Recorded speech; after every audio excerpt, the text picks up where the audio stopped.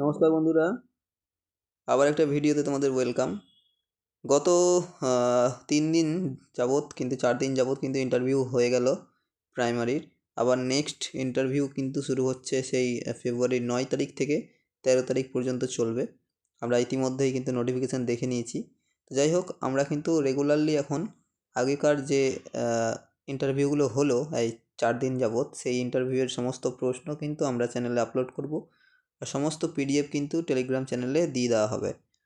তো টেলিগ্রাম চ্যানেলে তোমরা যদি যুক্ত না হয়ে থাকো, অবশ্যই আমার টেলিগ্রাম চ্যানেলের লিঙ্ক কিন্তু ডেসক্রিপশনে দেওয়া থাকবে, অবশ্যই যুক্ত হয়ে যাবে।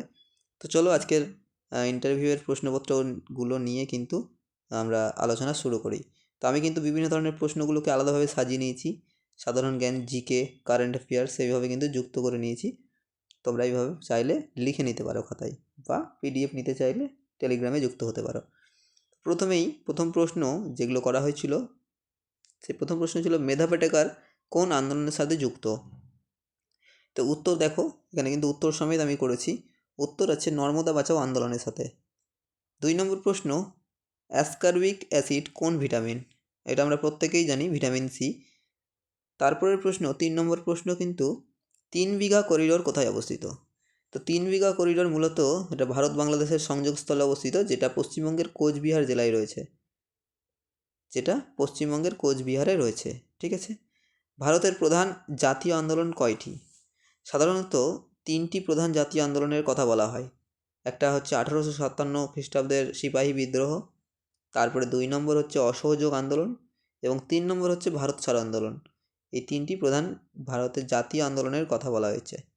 আচ্ছা, তারপরে প্রশ্ন করা হয়েছিল নোবেল পুরস্কার কয়টি বিষয়ে দেওয়া হয়।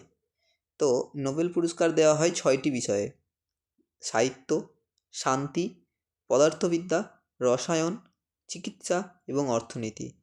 এই 6টি বিষয়ে কিন্তু নোবেল পুরস্কার দেওয়া হয়। তারপরে কিন্তু একটা প্রশ্ন করা হয়েছিল পশ্চিমবঙ্গের স্বাস্থ্যমন্ত্রী কে। তো বর্তমানে পশ্চিমবঙ্গের স্বাস্থ্যমন্ত্রী কিন্তু শশী পাজা, ডাক্তার শশী পাজা। তবে এই মন্ত্রিসভা কিন্তু মাঝে মাঝেই পরিবর্তিত হয়। অনেক সময় এই মন্ত্রিসভার দায়িত্বে থাকেন, অর্থাৎ স্বাস্থ্যমন্ত্রী হিসেবে দায়িত্বে থাকেন আমাদের মুখ্যমন্ত্রী মমতা ব্যানার্জি। তারপরের প্রশ্ন, ভারতের স্বরাষ্ট্রমন্ত্রী এবং বিদেশমন্ত্রীর নাম কি। তো বর্তমানে ভারতের স্বরাষ্ট্রমন্ত্রী অমিত শাহ এবং বিদেশমন্ত্রী এস জয়শঙ্কর। তারপরে যে গণিত থেকে যে প্রশ্নগুলো করা হয়েছিল, সেই প্রশ্নগুলো কিন্তু এখানে আলোচনা করা হচ্ছে। রম্বস এবং বর্গক্ষেত্রের মধ্যে পার্থক্য কী। প্রথমে বর্গক্ষেত্র কী। বর্গক্ষেত্রের প্রত্যেকটি বাহুই সমান এবং তার সব কোণগুলোই সমকোণ, অর্থাৎ 90 ডিগ্রি। কিন্তু রম্বসের ক্ষেত্রে সেটা না, রম্বসের সব বাহু সমান কিন্তু তার কোণগুলো কিন্তু 90 ডিগ্রি নাও হতে পারে। এটাই হচ্ছে বর্গক্ষেত্রের আর রম্বসের মধ্যে মেন পার্থক্য। বর্গক্ষেত্রের সব বাহুই সমান কিন্তু তার সব কোণগুলো সমকোণ নয়। আর রম্বসের তার 90 ডিগ্রি অর্থাৎ সমকোণ, এবং রম্বসের সব সমকোণ মানে সব কোণগুলো সমকোণ নাও হতে পারে।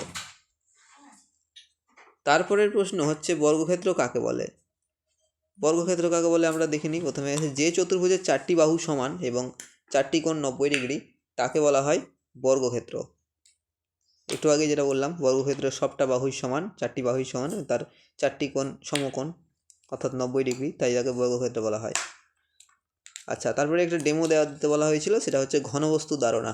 ঘনবস্তু ধারণা দেওয়ার জন্য কিন্তু ঘনবস্তুগুলো আমাদের জেনে নিতে হবে। যার দৈর্ঘ্য, প্রস্থ এবং উচ্চতা 3টিই রয়েছে, তাকে ঘনবস্তু বলা হয়, যেমন ইট, বাক্স, বই ইত্যাদি। শূন্যের ধারণা দিতে বলা হয়েছিল। তো শূন্যের ধারণা, শূন্য মানে কিছুই নেই,